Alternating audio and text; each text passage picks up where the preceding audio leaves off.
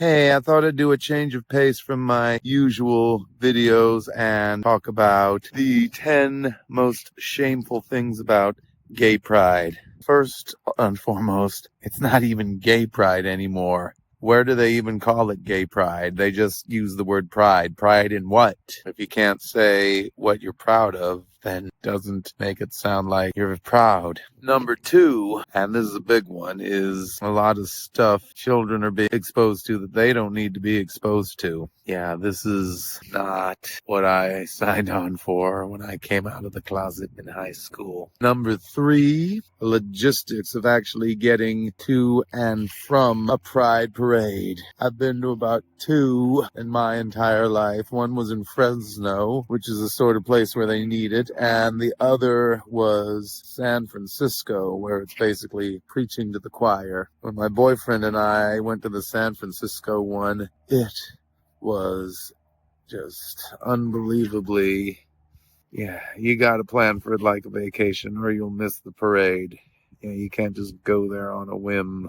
It sucks, but it's gotten worse since then. And that's another thing. Every Pride Month, we have the same videos condemning this behavior, and rightfully so, especially when these criticisms are coming from other gay people. But I'm not seeing a lot of solutions for alternatives, at least not ones that I can easily access here on the west coast of the United States, where we sure could use them, where the institutional capture is as bad as ever. Which leads me to yet another thing I hate about it, is seeing our beautiful rainbow gay pride flag being desecrated with that hideous chevron and all of the other stuff that has nothing to do with same-sex attraction. The whole point of these parades were to rally for our rights and be first-class citizens everywhere on earth. Now look at it. We got more corporate sponsorships than NASCAR.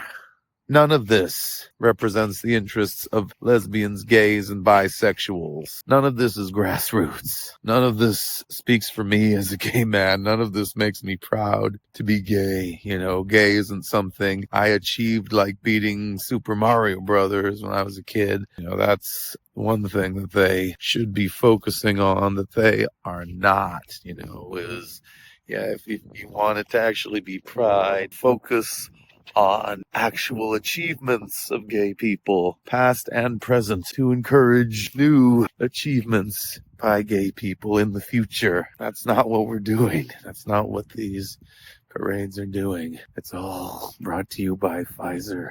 Speaking of corporations, it's another thing I hate about it is seeing practically every Fortune 500 company putting rainbow flags on their X pages and their web pages and all their insignia, but only in countries where homosexuality is already illegal. So it's another case of preaching to the choir. So in places where you still can't be openly gay, in places where this would actually make a difference, they're going along with the status quo. They're hypocrites. They don't care about us. They don't care about our well-being as individuals or as a community. They just want our money.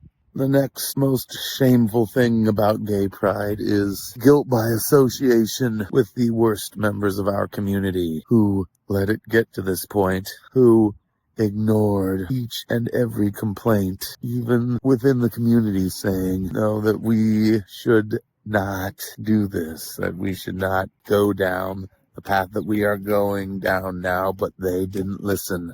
And now is the next thing. How are we going to take back what they took from us? How are we going to rebuild a gay community that they basically subverted from within after we used to be able to rally around attacks from the outside?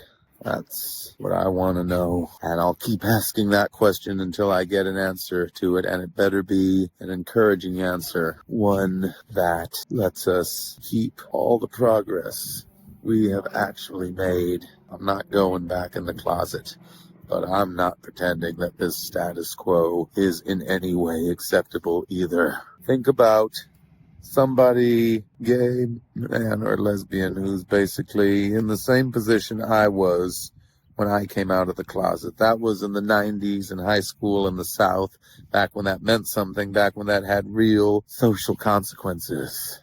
But for me, I didn't have much to lose. But to somebody else who is now in the position I was then, what is this theoretical person coming out of the closet to? What legacy have we, gays, lesbians, and bisexuals, bequeathed our next generation? Last but not least, the most shameful thing about gay pride is the denial and gatekeeping of media access from gays, lesbians, and bisexuals who want to say that this is an unrepresentative example of the gay community. This is not who we are.